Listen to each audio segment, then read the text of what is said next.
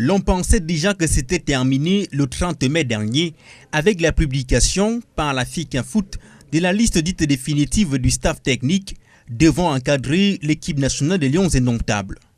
Mais la guerre froide entre l'instance fêtière du football et sa tutelle a mis en exergue un autre épisode, divisant davantage les fans du football. À regarder la chose de près, j'ai comme l'impression que c'est la FECAFOOT qui est dans son droit. Sauf si on venait à nous démontrer le contraire. Et ton fils est un enfant que Dieu a béni. Il a son argent, il n'a pas pris la FECAFOOT pour s'enrichir.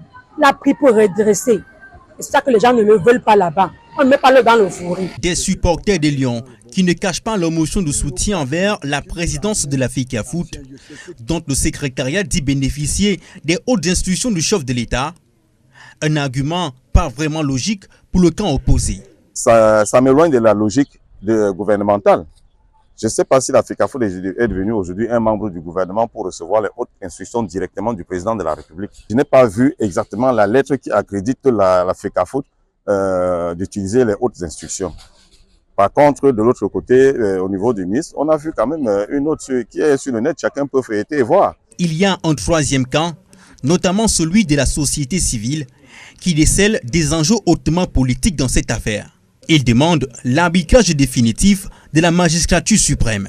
Que les deux camps, effectivement, soient frappés avec toute la sévérité possible. Parce que de tout ce qu'on voit, on fait tout sauf le football. Les camps se divisent. Chaque personne à son niveau est en train de défendre. Soit on vous appelle l'églisier, soit on vous l'appelle hibou. Tous ces éléments-là, en fait, ça n'augure pas l'unité du Cameroun. Naturellement, autant on ne peut pas piétiner les lois du République, autant on ne peut pas piétiner une légende de tel Samuel Eto'o. Pour moi, je suis tellement touché par cette situation. Je souhaite qu'elle trouve rapidement une solution. Le bras de fer se durcit entre la FECAFOOT et le ministère des Sports et de l'Éducation physique. Une situation qui perturbe la préparation des Lions indomptables à quelques jours du match contre le Cap-Vert à Yaoundé.